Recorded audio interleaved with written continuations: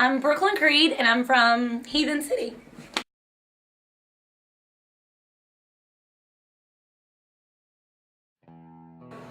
I've always been a fan. When I was 4 years old, my parents took me to a live event, and the Road Warriors kidnapped me, took me backstage, painted me up, full gimmick, brought me back out, and I've been a fan ever since. And went to a NWA Atlanta, went to a show just as a fan, saw it. Tyson Dean was like, hey, we need women wrestlers, I want to start training, and the rest is history. I've come a long way in 2 years. Why am I a heathen? Yes. I've always been a heathen. However, Logan Creed kind of brought the mean, confident me heathen. It's always been in there. It's just been, it's taken a little bit of oomph to get the real heathen out. Logan Creed has been in the business for about 12 years, I do believe. He started in Statesboro, Georgia as a college wrestler. Moved his way through, started wrestling in the indies. He's been all over the Southeast. If you don't know him, he's 6'9", 300 pounds. People like to call him the Power Ranger, just because of his singlet. He's a monster, but he can move like a cruiserweight. So if you haven't seen him, it's best to see him in person because it's not quite the same on tape. My first actual match was an intergender match against, I think they called him Chimichanga. It was in Toccoa, Georgia. It was interesting. It was hard because I was so new. But it got the butterflies out, and then my first actual female match was with America in Mississippi. And that was interesting because it was a different kind of opponent. I was used to wrestling people my size, and America's not my size. So I had to adapt to working someone bigger than me and figuring out how to beat them with them being bigger than me, because I am tiny. Being a heathen is not a gimmick. We truly are heathens in many ways in our life. So the best way to be a character is to just be an exaggerated version of yourself. So the darkness comes from, I'm a heathen, I'm gonna do what I want. I don't care who's in front of me, I don't care who's behind me, I don't care who's booing me, I don't care who's cheering me. If you wanna join the heathens, cool. If you don't stand in my way. Consistently as a wrestler since probably November of last year. That's when Merrick and I did the Mississippi trip, and that's when things kind of started rolling. I've had several matches since then, and I have several matches planned coming soon. Either the match that I had with Harlow at APCW one-on-one, or the second match that Pandora and I had at PCW. I don't care. If you're in my way, I'm gonna stop you. Well, everyone knows Pandora's a really tough opponent. You get in the ring with her, you know you've got your work cut out for you. But as far as tough opponent, I'd say Harlow's the toughest. Because she's super confident and she knows her stuff, and she has several different ways of defeating you.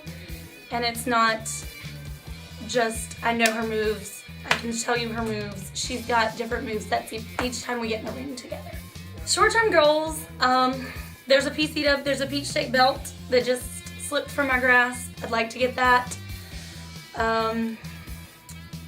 There's a GCW belt. I'd like to get that. I mean, I just want belts. Heathens want gold. I'm gonna collect it all, whether it's mine or Logan's. We will have gold around our waist or on our shoulders.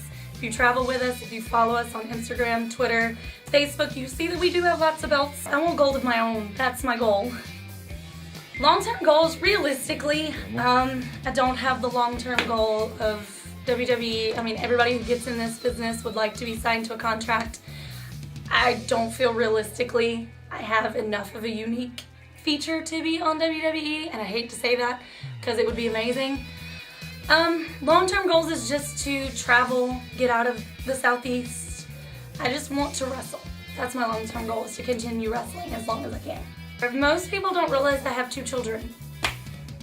They see I'm tiny, they see I look 12.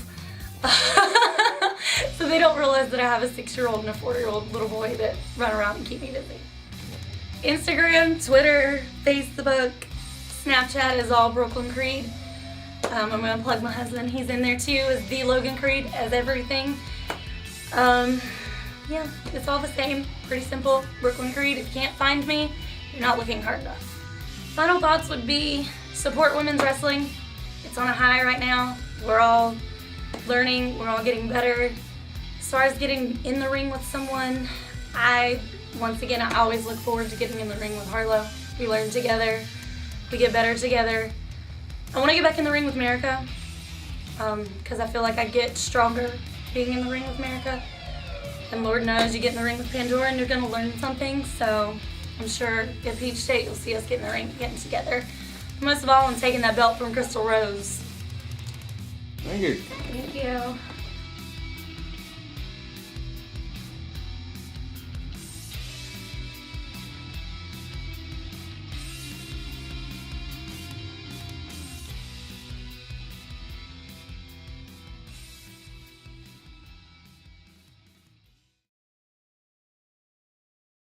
You know, just as, I guess, behind the scenes stuff, America told me that she was basically gifted a title for the benefit of y'all having a match. Something like they just made it up that she won. Is that true? Good old Mike Jackson has the Alabama State Women's Championship. We arrived in Mississippi and they hand it to her and they say, oh yeah, you're losing it to Brooklyn. So there was no rhyme or reason. No title defense prior to, no, hey, nobody's the champion, here's the belt, fight for it. She was the champion, you're losing to Brooklyn. So it was weird. And then turn around the next month, they hand the belt to Stormy to defend. So good old Mike Jackson lets that belt bounce around Mississippi and Alabama. Several women have had it since then with no title defense from anybody. Okay. So you It's never, Mike Jackson. You never lost it. No, I did not. I haven't been back to a Mike Jackson show since. And I think the last time I saw Stormy wrestled Fantasy for that same belt. Okay, well, that's some nice, interesting information there.